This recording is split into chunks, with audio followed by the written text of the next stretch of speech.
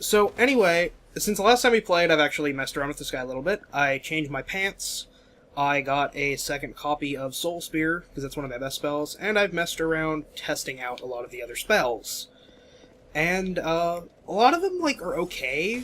They're better than I remember them being. I think they might have been buffed, but they're really situational. But DLC, I mean, that's a situation, so, right? Yeah? You know what I mean? You see what I'm getting at? What? Your spells are situational. We got a special situation because it's DLC. Okay. Well, I'm trying to... Because the section I'm going into, I will make two comments. The first is that it is bullshit. I really don't like this next section. I think it's kind of cheap in, like, not a very good way. And, I need to summon for this next part. Okay. And thankfully there are 2 NPCs that I can summon, and I think that's probably enough. I would rather summon a human if I can, but this area, I would argue, is designed for summons to the point where this boss is near impossible without summons. And you will probably see why once I get in. So that's an NPC, and that's an NPC. So, and that's a human, so I'm going to summon him. Nice. I hope their name has... Oh, okay. I was going to say pants. Oh, and this is a human, too. Dude. Gunslinger 1999. So, a cool thing about this DLC is this area, if you put your summon sign down way, in, like, the opening area, which you can get to even if you don't have the DLC, you can be summoned into here. And if my summons help me defeat this fight, then they can actually win items you can only find in the DLC. So it's kind of like a cool... Okay, he returned to his world. Unicorn does not want to play. So, I got a question, because, like, in the Dark Souls universe, I don't know about Dark Souls 2, but I know at least with the first one, your faces always tended to turn out kind of, like, weird, ugly... Just like summon this guy too. Not pretty. Okay, this guy's decked out here. Nice, yeah. So, are there any tutorials or step-by-steps on how to, or like certain features on the face to avoid when you want your character to not look hideous? I don't know if there is one for Dark Souls 2. Dark Souls 2, on the whole, has a pretty good facial creator compared to a lot of the other ones. Especially, like, Demon Souls and Dark Souls 1 are not great in that regard. But there is a tutorial image for Dark Souls 1 that will give you, like, exactly the settings you need to get certain faces, which are the good-looking faces. So, yeah, this area is, I am not a fan of this area. I like pretty much nothing about it. Like, as of yet, though, you're just in an area, you're not in a boss fight yet. Well, I don't like the boss fight all that much either, so... Grognock. Arrgh. So I'm really trying to conserve my spells, so... Is it easy to, like, pull these guys one by one if you're here solo, or... not really. Pretty much just they all barrage you. So that guy has the dragon dude here, Gunslinger 1999, is using a really cool weapon. It's called Santier's Spear, and it's a spear that its power attacks are like a different weapon set. And by the way, I'm running over here because it's the easiest way to go. You can fight a whole bunch of guys in that middle area, but I don't want to, because it's a death trap. And, ooh, I got a text. Hello. Okay. Oh, yeah. Wait, that was a lame text tone. You got a new phone? No. What happened to, like... Okay, so Rapacious Andre is my other guy I've summoned, which he is a summon, like an NPC, so there's a good chance he just got stuck up there. Yeah. Which is unfortunate. Well, you and Gunslinger can handle this, I am sure. I'm confident in your... Honestly, I don't care about having Andre, like, in the fight. But, he's really useful because he is a target. And that's about it. So I am actually going to fight guys in here. And hope that Andre will join us. And all these little statues are shooting things out of them. I see that. And they are shooting petrification smoke. Petrification! So if that little bar at the bottom of the screen builds up all the way, I die. Well, then don't let it build up, Woody. Oh, there's your buddy. Now you can just make a mad dash. Now I'm just running out of it. Okay. That's the only thing I wanted to do. And this guy seems like he's been around the block before, so he probably understood what you're trying to do. He understands the general principle. And NPCs will thankfully just follow you. Do you gotta take care of those guys? It's probably a good idea to. Right. I don't know if they'll follow me down, but...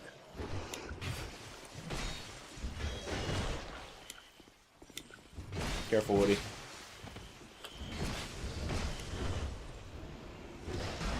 Well, that did nothing. Rapacious Andre's pretty beast, actually. Now, with NPC summons, do they automatically heal themselves at all? Some of them do, most of them won't. Okay. But they also have extremely high health compared to players. Right.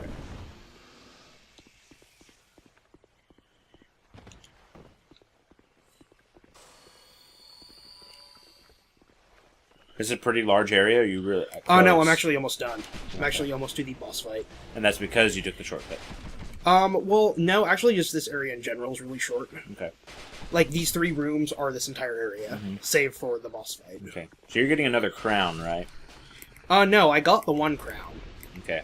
Because, like I said, I don't know what the lore is with this DLC. Do you? Yes. But you're going to withhold that from me until we get further in the game. No, because the lore in this DLC is pretty much self-contained. That's one of the complaints people have kind of had about this, is that no one really knows if this is, like, going to be a thing yet, or if it's sort of just this area and we're never going to see anything else. But, this area, it's explained in some of other pieces of the DLC. Basically, some ancient king, whose crown that I have stolen now, built this city to honor the dragon at the bottom of it. And then some guy named Jorg... That was a cool backstab, by the way. Yeah. Some guy named Jorg came along and decided that he wanted to kill the dragon. And that's what those knights we fought earlier, those are Drakeblood knights, they were allied with Jorg. Yeah. And so Jorg goes down, pierces the dragon, tries to kill it. That's the giant spear that was through the dragon. And you can actually build that weapon with the dragon's soul. It's really cool. It's all actually a lot like that weapon that the guy is using. Have you used that with any of your builds? Yeah, I have. I'm using it with the first guy I beat the game with, actually. Cool.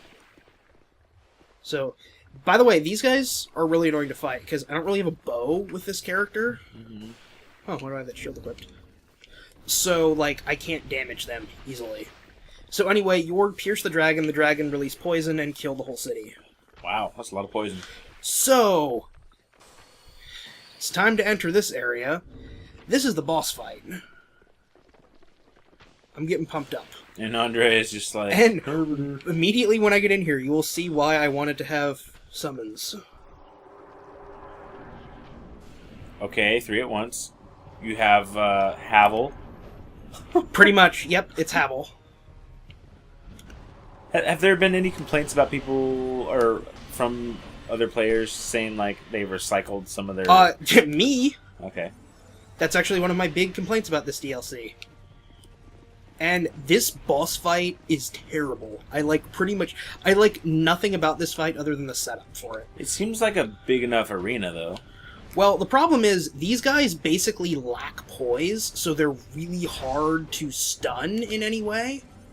You mean lack poise? You mean they have, like, really high poise? They literally, like, I literally don't know if they even have poise to be stunned. So, yeah, and that's the third one firing giant arrows on me. So that should be your first target then, right? Well, except that if you go and target that one, another 2 will, like, immediately come and try to kill you. So you can see why this would be difficult were you to come into this fight with one person. Right. Oh, cool. Well, that's out of steam now. He just went right past you. Careful, the guy behind you. Yeah. I was just trying to get in a couple more attacks there. Now, where's this archer at? I don't even see him. He might have fallen down. Oh, Wow. and my NPC Phantom's dead. So now it's 2 versus 3. That's going to make things a little more interesting. Oh, man. If I can get one of these... There's the archer over there. If I can get one of these physical guys down, right, it shouldn't be that bad. Well, Varg seems to be doing the worst. That's the quick soldier, right? No, that's the fast guy, I think. That's what I said. Quick, fast, synonymous. Oh, dual wielding. Okay. And power stancing.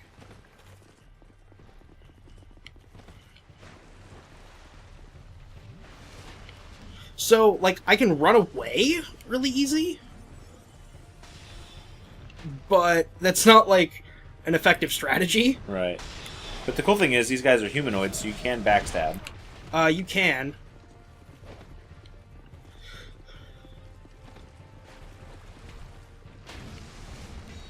Crap, I don't see where that guy went. I think he's behind me. He's there. And he switches to an S-Stock when you get close, too. Oh, now that guy's dead. Uh-oh. Okay, so let's see. They're both there. Oh, boy.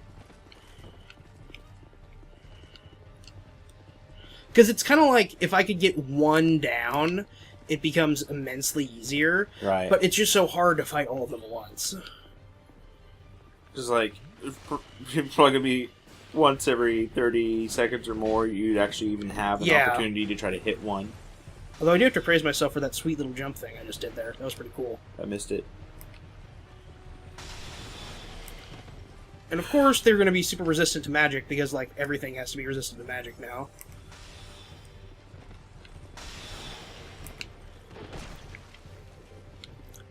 Oh, Grave Robber's the quick one. Okay, so Varg... Oh, he's healing too. He is? They can heal? Yeah. Varg's health was regenerating, whatever. He healed again. I think he's eating life gems.